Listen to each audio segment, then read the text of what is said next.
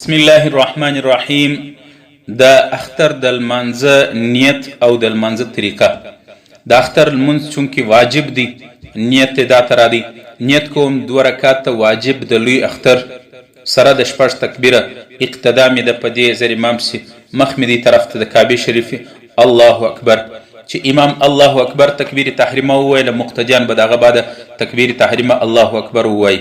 مقتدیان به اول وار سبحانک اللهم او سبحانک اللهم وبحمدک دا به ووایي، اعوذ بالله بسم الله به ووایي. امام به اعوذ بالله بسم الله ووایي، د هغه بعد به بیا په اول رکعت کې تکبیرات د قرات څخه مخکې کیږي، بیا به لاسونه تر غوږو پورې پورته کوي امام او مقتدیان ټوله الله اکبر، یا لاسونه چې تر غوږو پورې پورته کړل بیا به لاسونه یله کې تړي به نه، دغه ځړېدلي به یله کې، بیا به الله اکبر، بیا به لاسونه تر غوږو پورې پورته کړي، بیا به یله کې دغه ځړېدلي.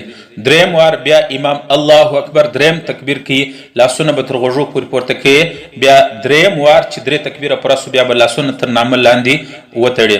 امام بیا الحمد او سورت وای، بیا امام رکوع لځي، د امام سره به رکوع لځي، امام رکوع کوي، بیا 2 سجدې کوي. چې راپورته سو دویم رکعت ته امام اول تکبیرات نه کیږي، په دویم رکعت کې تکبیرات د قرات وروسته دي.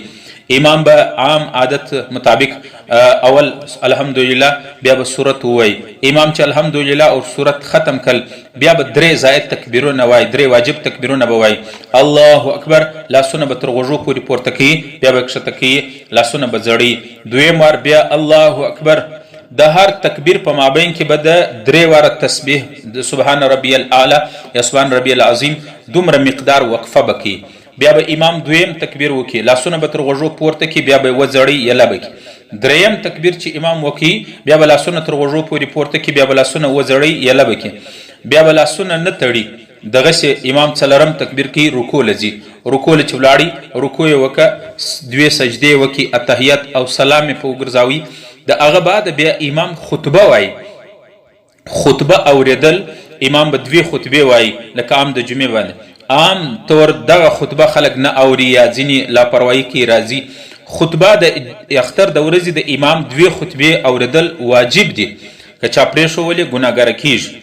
دغه رقم یو بله مسله دا چې د اختر په ورځ باندې د فجر د سهار د لمانځه د سهار د 2 رکعاته سنت او 2 رکعاته فرض بعد چې در څو د اختر لمونځ نه وي سوی، نه په عیدګاه کې نه په مسجد کې نه په کور کې نفل کول، اشراق او څاښت لمونځ کول جایز نه دي چې در څو پورې د اختر لمونځ نه وي سوی. د اختر د لمانځه وروسته هم هلته په مسجد کې یا په عیدګاه کې نفل کول مکروه دي.